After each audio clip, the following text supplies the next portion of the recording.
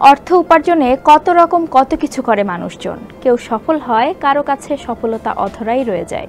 কিন্তু দুনিয়াতে এমন অনেকেই আছেন যারা কিছু না করেই বনে যান কোটিপতি। সম্প্রতি ফোর্বস ম্যাগাজিন বিশ্বজুড়ে যে ধনী ব্যক্তিদের তালিকা প্রকাশ করেছে, এতে তাই দেখা গেছে।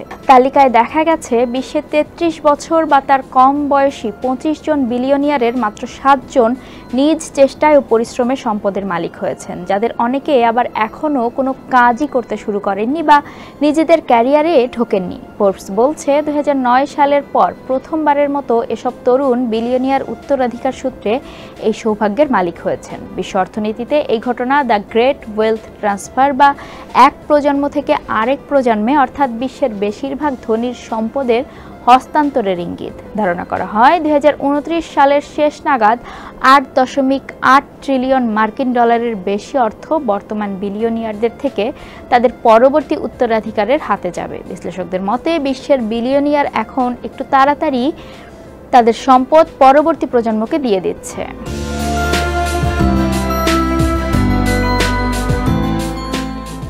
দ্য 100 ট্রিলিয়ন ডলার সম্পদ হস্তান্তর বইয়ের লেখক কেন কস্টা বলেন, এটা পরিষ্কার যে রিয়েল এস্টেট, ল্যান্ড, স্টক এবং শেয়ারে আগে কখনোই এত টানাটানি ছিল না, আর হঠাৎ করে সেটা এক প্রজন্ম থেকে আরেক প্রজন্মে চলে যাচ্ছে। কস্টা নিজেও একজন বিলিয়নিয়ার এবং তার প্রধান থিসিস হলো যেসব তরুণ তাদের আগের প্রজন্মের দীর্ঘদিন সম্পদ ভোগের কারণে বঞ্চিত হয়েছে, তারা বর্তমানে পুঁজিবাদী ব্যবস্থার উপর বিরক্ত।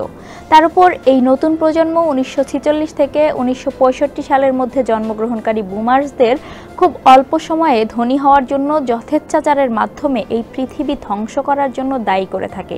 তিনি মনে করেন জেনিয়ালস অর্থাৎ ১৯৮১ থেকে ১৯৯৬ সালের মধ্যে জন্ম নেওয়া তরুণ মিলেনিয়ালস এবং ১৯৯৭ থেকে ২০১৩ সালের মধ্যে জন্মানো জেনারেশন জে একসাথে যেমন অর্থ সম্পদের মালিক হবে, তেমনি ক্ষমতা ও প্রভাব প্রতিপত্তিও হবে তাদের, আর প্রযুক্তির মাধ্যম হিসেবে ব্যবহার করে তারা নিজেদের দর্শন ছড়িয়ে দেবে।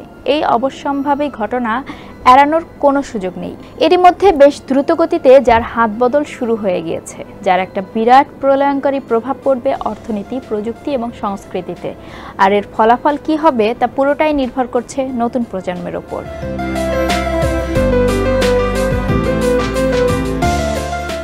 উত্তরাধিকার সূত্রে নতুন বিলিয়নিয়ার আসাটা এমন এক সময় হতে যাচ্ছে যখন বেশিরভাগ সম্পদ কয়েকটি মাত্র পরিবারের হাতে।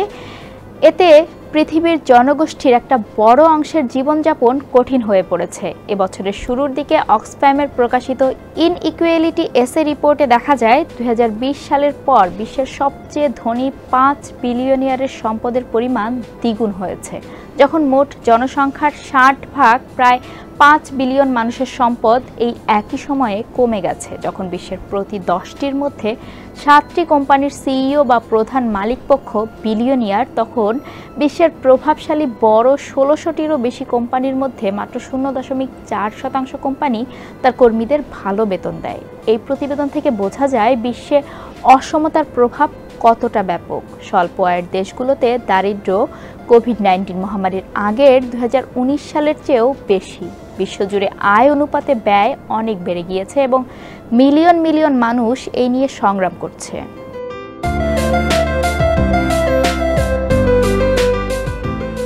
ব্রাজিলের অ্যাপ্লাইড ইকোনমিক্সের গবেষক ড্যানিয়েল ডুকিও বলেন, এই যে অনেক ধনীদের সম্পদ ভবিষ্যৎ প্রজন্মের হাতে তুলে দেওয়ার যে ব্যাপারটা বিভিন্ন দেশে লক্ষ্য করা যাচ্ছে, এটার কারণ হতে পারে তাদের ট্যাক্স প্রক্রিয়া নিয়ে নানান আলোচনা ওঠা ও নতুন ট্যাক্স মডেল কার্যকর করা। কারণ এই বিলিয়নিয়াররা দীর্ঘ সময় এক্ষেত্রে ছাড় পেয়ে এসেছেন। এছাড়া G20 দেশগুলো ঘিরে চলমান আরেকটি বিতর্ক হচ্ছে বিশাল সম্পদের উপর একটা গ্লোবাল ট্যাক্স আরোপ করা। এই বিষয়টিও এসব বিলিয়নিয়ারদের উপর চাপ প্রয়োগ করে থাকতে পারে।